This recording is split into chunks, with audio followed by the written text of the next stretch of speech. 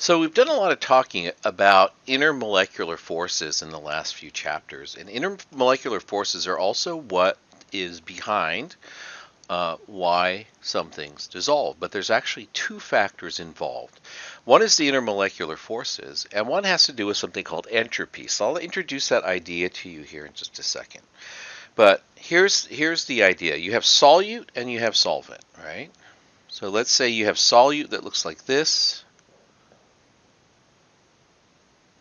and then you have a solvent that looks like this. And before you mix them, right, they're going to be like, I'm not trying not to draw this in a regular, it's a solvent, so it's just supposed to be a little irregular, but it's hard for me to do that.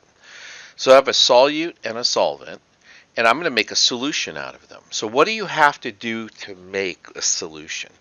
Now, we often say that matter is mostly empty space, but atoms and molecules of a solvent, right, or a solute, occupy a certain amount of space depending on the bonds that they make and the orbitals that surround the atoms. So if you want to stick one kind of atom in between another kind of atom, you actually have to separate the atoms apart from each other. In other words, you have to take and spread them out. So if you're going to spread these out so that you can fit them in together, right? That means you're going to have to pull them apart a little bit. And same thing goes for the solute. And just the act of spreading them out absorbs energy. These two processes are endothermic.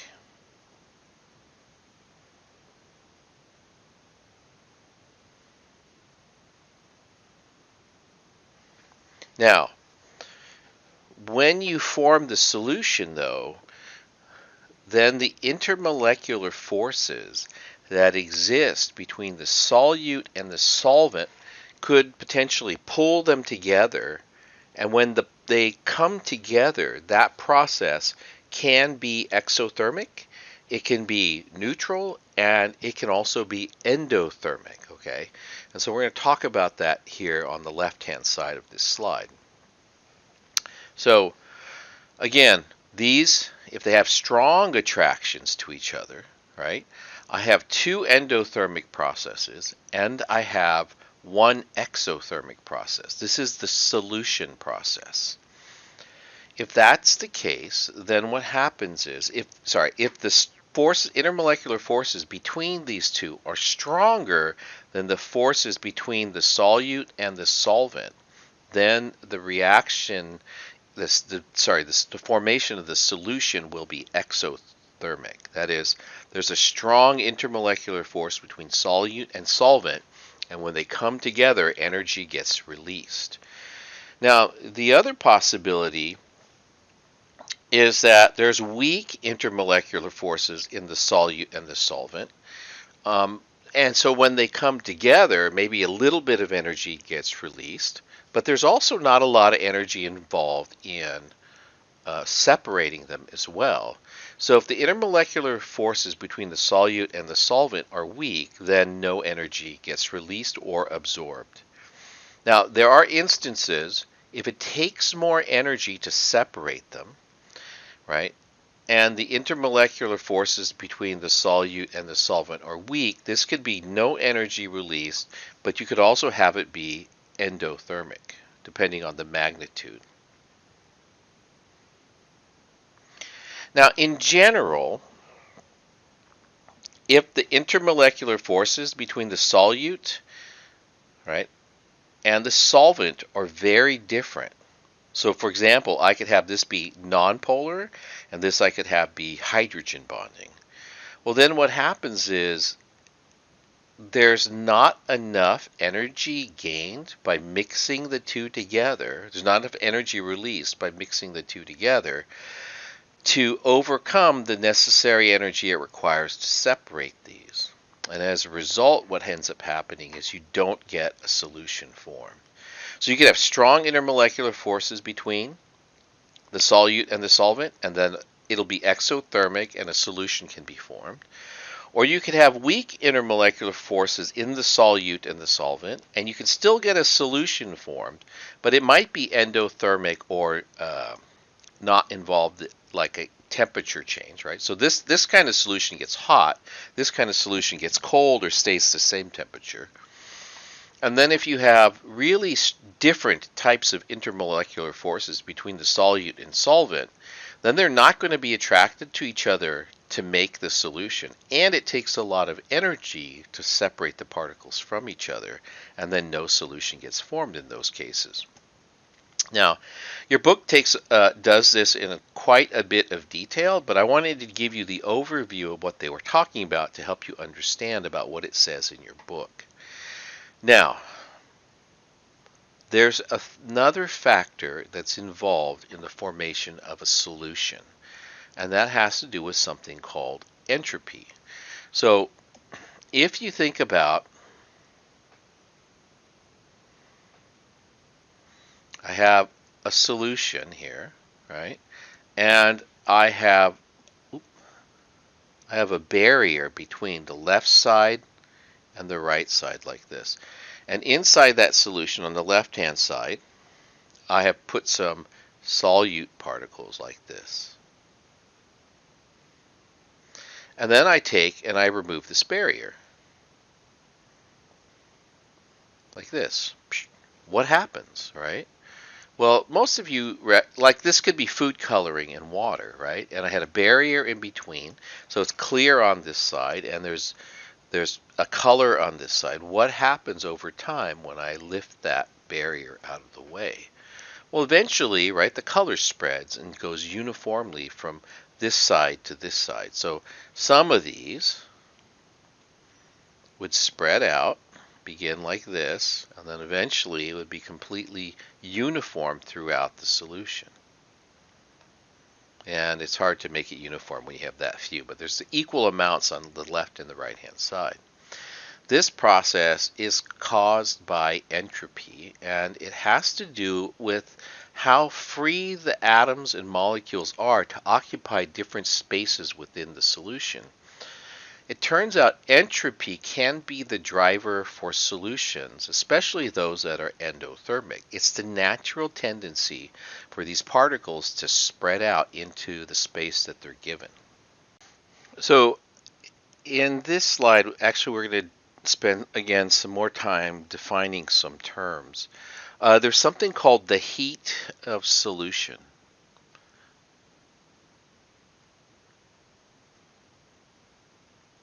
And this is not always exothermic. So when we say heat, it's just the energy exchanged when a solution is forming. So heats of solution, like for sulfuric acid, can be exothermic, right? Or they could be, for example, this is sucrose, this table sugar, is an endothermic process. Now, when I was talking about it here, I talked about in general terms what's going on. That is, I can separate the solute molecules apart from each other, and that's an endothermic process. And then I can separate the solvent molecules from each other, and this is also an endothermic process. But when the solution gets formed, then these two come together and mix with each other, right? Partially entropy driven, but also determined by the intermolecular forces between the solute and the solvent. So we call these different energies, right? Heat of separation for the solute, the heat of separation for the solvent, and then we have a heat of mixing, which is generally exothermic if there's at least a weak intermolecular force of attraction between the solute and the solvent molecules. If you add all these energies together, this is what we refer to as the heat of solution. How much energy, how much net energy is released when the solution is mixed. So if I think about an energy diagram, I have, here's the energy of the solute, and then I have to separate them. This is delta H for the solute. It's an endothermic process. And then I have also an endothermic process for heating separating the solvent. So this would be my delta H for my solvent. Then what happens is I form a solution. Now, if the solute and solvent are strongly attracted to each other, that means the final energy, that this process will be strongly exothermic. This is delta. This is delta H for the mixing. And if the energy of attraction between the two solute and the solvent, between the two components, is strong, then the solution will be down here. And then the heat, this is the delta H for the mixing. So this is the delta H for the solution. Again, I can abbreviate this SLON. This is just the energy released when the molecules all come together to form that solution. So if there's a lot of attraction between solute and solvent, this energy will be much lower. On the other hand, I should have written solute and solvent separate here. I can separate the solute. Then I can separate the solvent.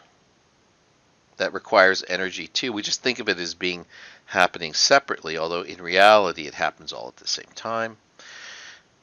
And then what happens if the forces of attraction are weak, then the delta H for the mixing is small. So my solution energy is here.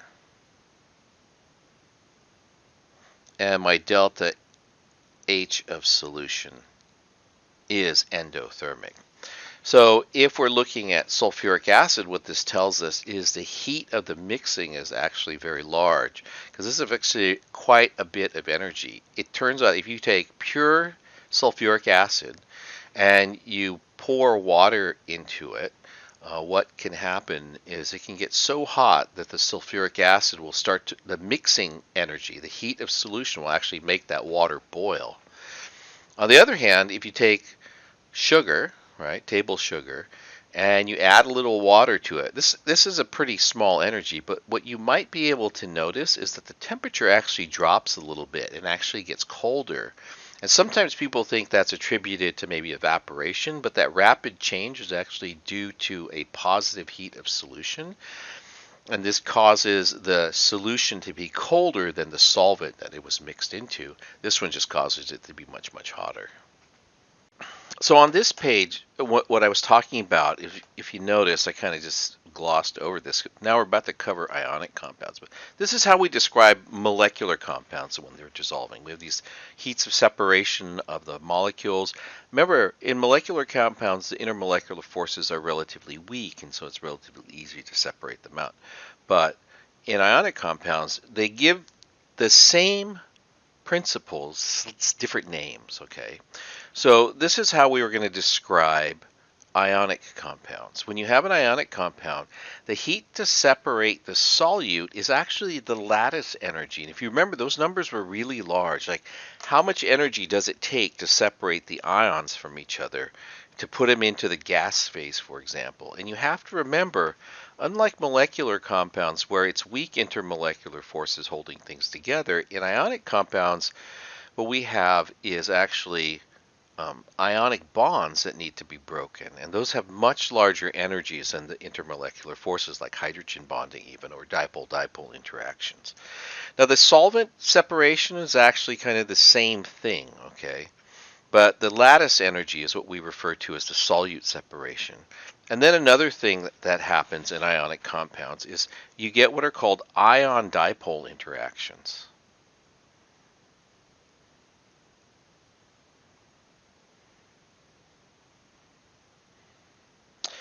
And this is actually known as a solvation energy, where the water molecules, for example, in an aqueous solution, are strongly attracted to the ions of the solvent. Ions of the ionic compound.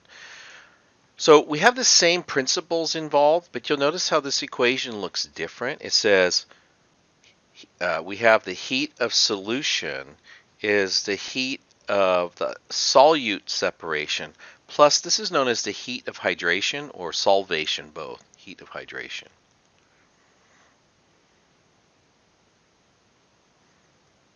And that's actually the delta H for the mixing. Sorry, I had a typo. It disappeared. I just a copy and paste error. But we have the delta H of the mixing and then the delta H of the solvent put together.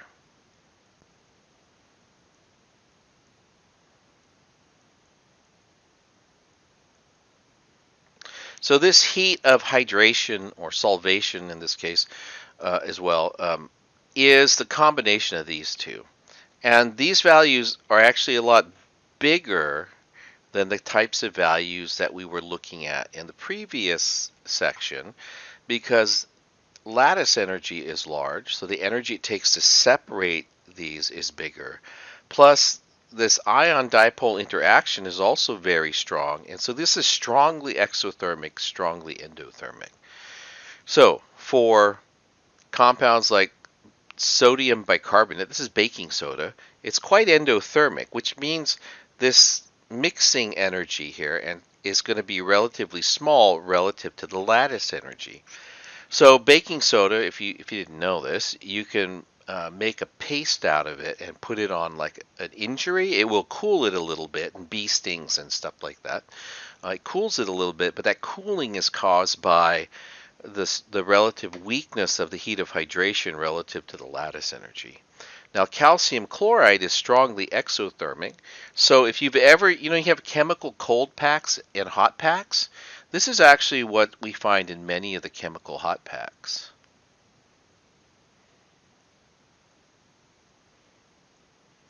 For like sports injuries or sore muscles. And really, you have that, usually it's like a pouch and it's usually colored red, so you know the hot from the cold.